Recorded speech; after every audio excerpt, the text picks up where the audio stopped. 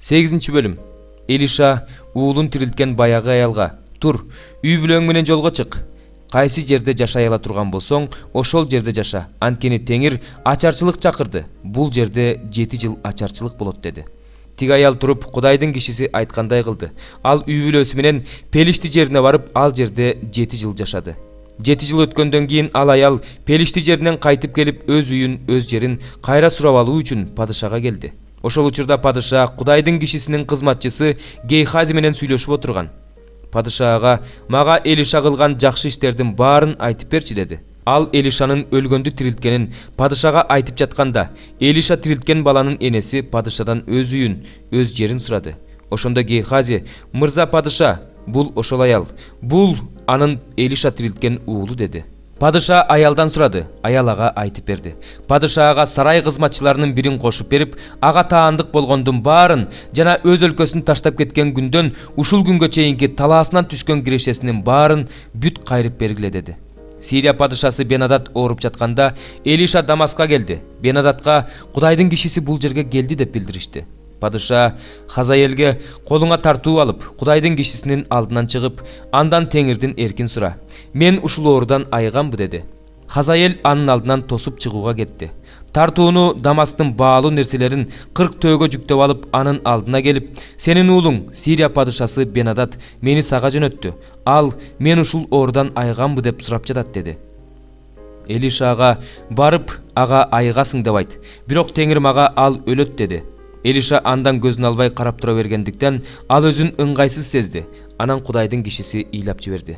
Ошондо Хазаэл: "Менин мырзам эмнеге ыйлап жатат" деп сурады. Ал: "Сенин Исраил уулдарына кандай жамандык кыларыңды билем. Ошон үчүн ыйлап жатам. Сен алардын чептерин өрттөйсүң, жаш уландарын кылычтап өлтүрөсүң, эмчектеги балдарын жанчып өлтүрөсүң, кош бойлуу аялдарынын курсагын жарасың" деди.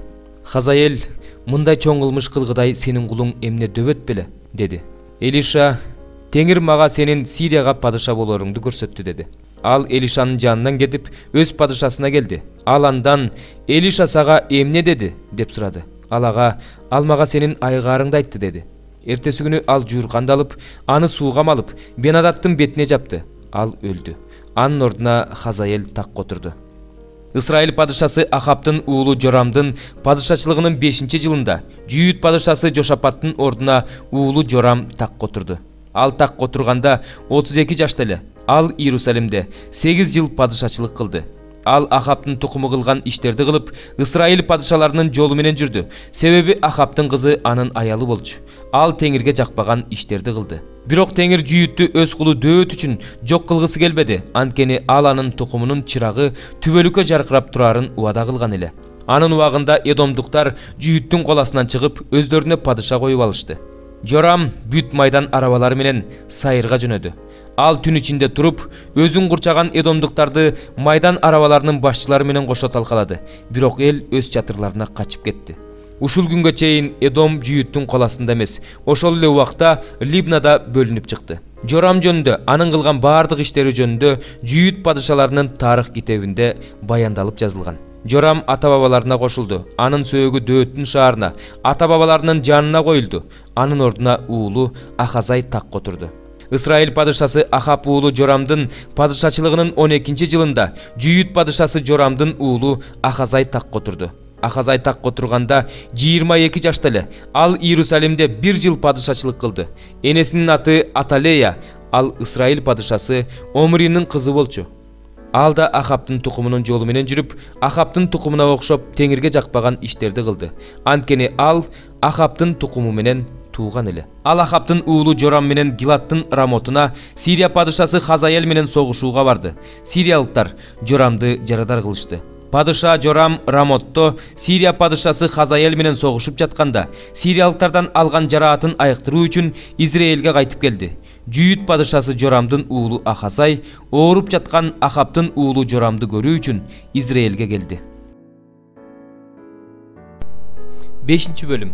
Кары кишини жемелебе. Тескерисинче ага атаң катары, жаштарга бир туугандарың катары, кемпирлерге энең катары, жаш аялдарга эже карындаштарың катары адеп ахлактуулук менен акыл насаат айт. Чыныгы жесир аялдарды сыйла. Эгерде бир жесир аялдын балдары же неберелери болсо, Анда алар адегенде өздөрүнүн үй бүлөсүндө Кудайдан коркуу менен мамиле кылууну жана ата-энелери үчүн кам көрүүнү үйрөнүшсүн. Анткени бул Кудайга жагат.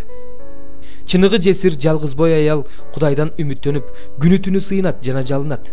Ал эми рахатты сүйгөн аял тирүүлөй өлүк. Кемчиликсиз болуулар үчүн аларга ушуларды үйрөт. Ким өз туугандар үчүн, айрыкча өз үйүндөгүлөр үчүн кам көрбөсө, ал ишенимден баш тарткан, ишенбегендерден да жаман адам. Жаш 60-тан кем болбогон, бир эле жолу турмушка чыккан, жакшы иштери менен таанымал болгон жесир аял, эгерде балдарын тарбиялап өстүргөн болсо, жолоочуларды кабыл алып, ыйыктардын бутун жууп, кыйналгандарга жардам берип, жакшы иштерди тырышчаактык менен кылып жүрсө, анда ал жыйындын жесирлер тизмесине киргизилсин. Жаш жесир аялдарды тизмеге киргизбе, анткени алар дене каалоолоруна алдырганда машаяктын каалоолоруна каршы чыгып, күйөөгө тийүүнү самашат. Алар өздөрүнүн алгачкы чечиминен баш тартышкандыктан айыпталууга дуушар болушат. Андан сырткары алар жалкоо болушкандыктан үйдөн үйгө киргенди адатка айландырып алышат. Алар жалкоо гана эмес, сүйлөөк да болушат. Башка бирөөлөрдүн ишине кийлигишет, керексиз нерселерди сүйлөшөт. Ошондуктан мен жаш жесирлердин күйөөгө тийип, бала төрөп, үй иштерин кылуусун жана душмандын жамандоосуна себепкер болбоосун каалаймын. Анткени алардын ичинен кээ бирлери азгырылып, шайтандын жолуна түшүп кетишти. Эгерде Исага ишенген адамдын, ал эркек болобу, аял болобу, жесир калган жакындары болсо, анда ал аларга жардам берсин. Алар жыйынга жүк болушпасын. Ошондо жыйын чыныгы жесирлерге жардам бере алат. Туура жетекчилик кылган жыйын жетекчилерине айрыкча насаат айтып, окутуп кызмат кылгандарга экесе урмат көрсөтүлсүн.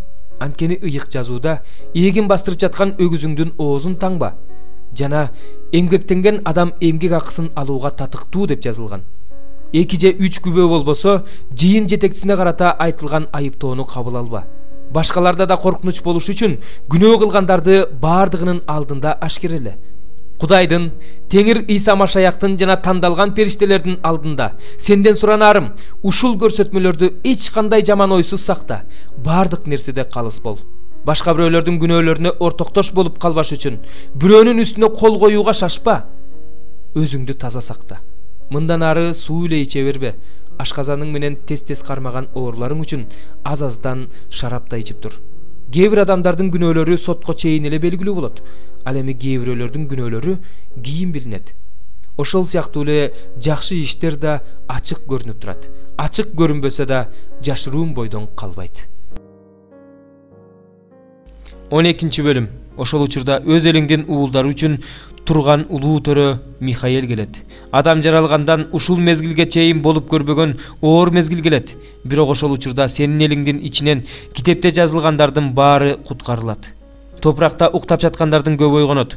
Бири түбөлүк жашаш үчүн, бири уятка калып, түбөлүк кордолуш үчүн ойгонот. Акылдуулар асман чырактарындай жаркырашат. Көп адамдарды чындыкка бургандар кылымдан кылымга, түбөлүккө жылдыздай жаркырашат. Ал эми сен, Даниэль, акыркы мезгилге чейин бул сөздөрдү жашырып кой. Бул китепке мөөр басып кой. Аны көптөр окушат, билим көбөйөт. Ошондо мен, Даниэль, карасам башка 2 адам туруптур.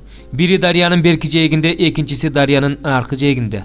Алардын бири дарыянын үстүндө турган зыгыр кездемеден кийим кийген адамдан бул укмуштуу окуялардын акыры качан болот деп сурады.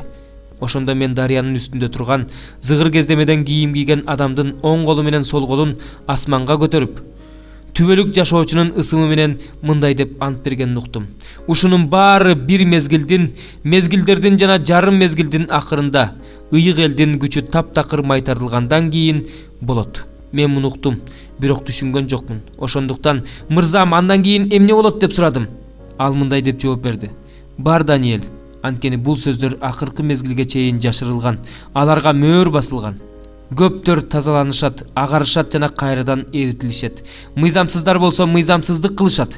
Муну мыйзамсыздардын эч кимиси түшүнбөйт. Ал эми акылдуулар түшүнүшөт. Күн сайын чалынуучу курмандыктар токтотулуп, кыйратуучу жийиркенич орнотулгандан кийин 1290 күн өтөт.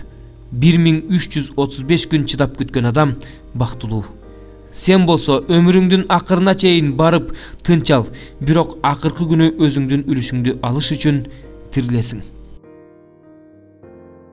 Кулуң айткан өз сөзүңдө эсте, сен ал сөздү мага ишен деп буйругансың. Senin sözüңдün meni tiriltери men üçün sooронуч. Tekebirler meni abdan şıldıngdaştı. Birok men senin mıyzamыңdan baş tartkan jokmun.